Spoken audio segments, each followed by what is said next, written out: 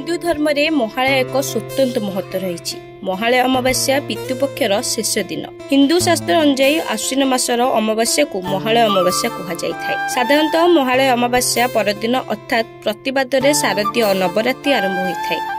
एही दिन माता दुर्गा को वंदन करा जाए एवं निज घर को आगमन पई प्रार्थना करा जाए। तेबे चलंतु जानिबा महालय काहेकि पालन करा जाए। जो व्यक्ति को पितृपुरुषों मृत्युर तारीख जना न थाए सेमाने आजिर दिन रे अर्थात महालय अमावास्या रे श्राद्ध कार्य करि परिबे। आजिर दिन पितृपुरुषों प्रति श्राद्ध भाव देखाइबा उचित। पितृपक्ष समय पितृलोकरू पितृपुरुष निजर प्रिय जनमानक पाखकु कोनोसी ना कोनोसी रूप रे आसी थांती।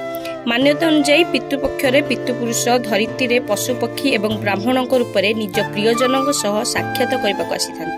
एभली दिन में पूर्वपुरुषों आत्मा तृप्ति पाई पुरी श्रीमंदिर 22 पाहाच एवं पवित्र नदी रे पिंडदान एवं ब्राह्मण भोजन करा जाय थाए। एही दिन श्राद्ध भोजन रे 5टी जगह गोटे पत्र रे खाद्य बढ़ा जाए।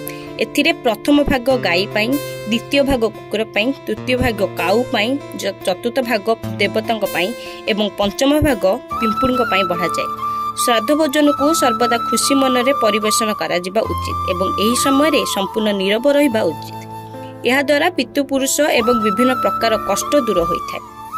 Bureau report Durbarta digital live. Mobile phone और सांगसाथी आपणक पिलाटीर पाठपढ़ा और कैरियर को प्रभावित करुछि कि आपण सेतिपे विब्रत कि तेबे आज ही आसंतु आपण चाहुतिबा मन लागी संपूर्ण आवासिक स्कूल